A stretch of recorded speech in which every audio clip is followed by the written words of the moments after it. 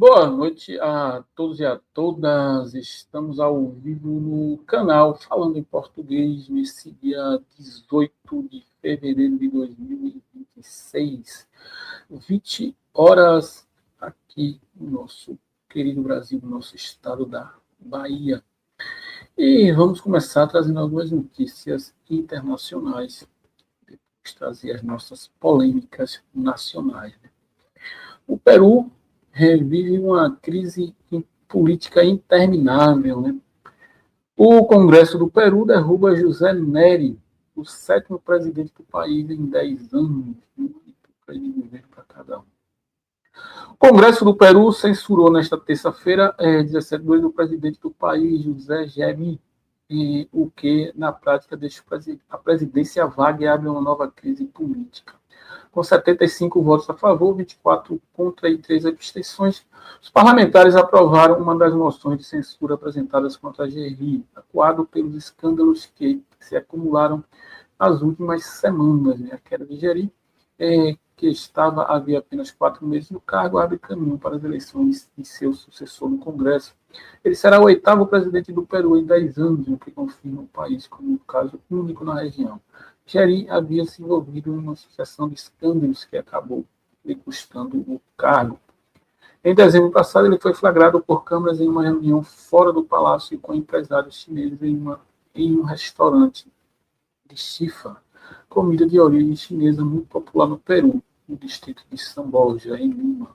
O episódio de origem ao que a imprensa peruana batizou escândalo do Xifa Gate. E tá aí a queda. Para ser a nova eleição do Congresso hoje, para eleger o próximo presidente do Peru, eles vão decidir, porque a Baluarte, que caiu aí em novembro, e o Jair assumiu, ela já era vice-presidente, que já tinha assumido no lugar do ex-presidente, e aí lá não tem presidente, né? Tem eleições convocadas para os próximos, daqui a 2 meses, e aí o Congresso vai eleger o próximo presidente do Congresso, que automaticamente será o presidente da República. O Gerri era presidente do Congresso peruano. Ele se tornou presidente com a queda da vice-presidente. Né? Lá segue a linha sucessória, igual aqui no Brasil. Né? No Brasil, se não tiver presidente nem vice, assume o presidente da Câmara, depois do Senado, depois do Supremo. É 7 presidentes em 10 anos, né? Demais, né? A situação aí do Peru, né?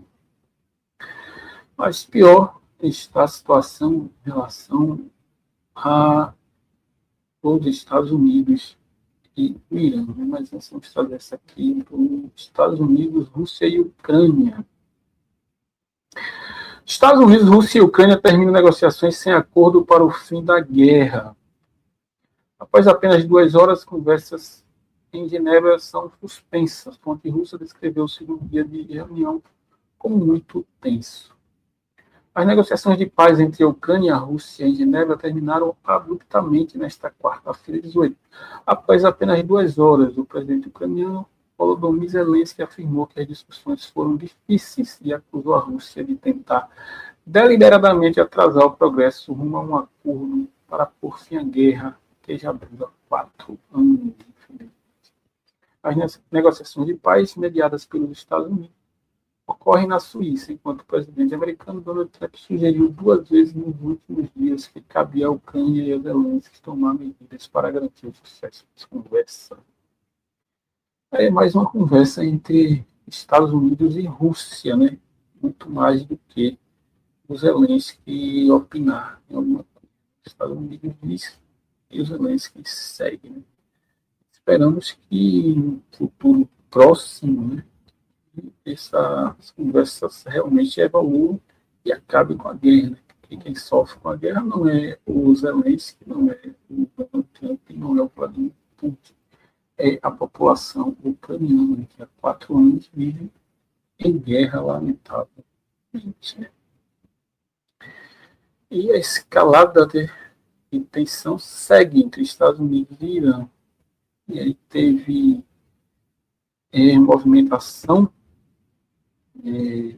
em conjunto do Irã com a Rússia e a China, e o Irã também tomou outra atitude aqui. Né? O Irã fecha parcialmente o Estreito de Hormuz em meio a negociações nucleares com os Estados Unidos. Né? O Irã fechou, nesta terça-feira 17, parcialmente o Estreito de Hormuz, importante via petrolífera mundial ao sul do país, por conta de exercícios militares, segundo a agência de notícias iraniana semioficial. Fechamento parcial do estreito ocorre em meio a negociações nucleares entre Irã e Estados Unidos. Negociadores dos dois países se encontraram em Genebra, na Suíça, nesta terça. O Donald Trump exige um acordo com o Teherã para limitar o programa nuclear iraniano e encerrar o enriquecimento de urânio e ameaça atacar Irã caso as negociações fracassem. Segundo a FAS, o fechamento de partes do Estreito de Hormuz durará algumas horas e é necessário por precauções de segurança, enquanto a Guarda Revolucionária Iraniana realiza exercícios militares na rota de exportações de petróleo mais importante do mundo. O exercício foi anunciado na segunda-feira e escalaram as tensões em um momento delicado das relações com os Estados Unidos.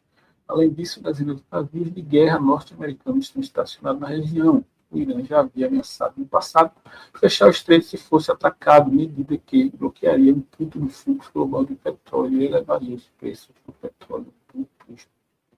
O que já aconteceu, né? O petróleo já sobe em virtude aí dessas relações Estados Unidos e Irã. As cotações de petróleo fecharam com forte alta nesta quarta-feira 18, impulsionadas por uma revisão para cima do risco geopolítico relacionado ao Irã após novas declarações da Casa Branca. O preço do barril de tipo Brent negociado em Londres para entrega em abril subiu 4,35% para 70,35 dólares, apagando as perdas nos últimos dias.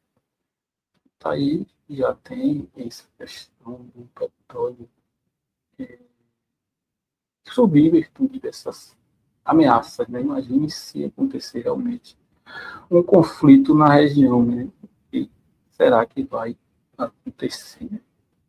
É lamentável, mas é o previsto. Né?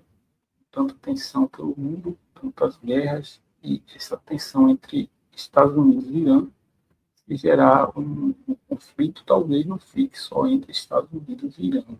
Talvez escale para outras circunstâncias. Os exercícios que o Irã está fazendo é conjuntamente com a Rússia e a China. Né? Esperamos que a paz reine sempre, né? Jamais que tenham as guerras. Comenta, compartilha, se gostar da joinha, se não gostar da joinha. Se for do seu interesse, faz sua inscrição aqui no canal Falando em Português.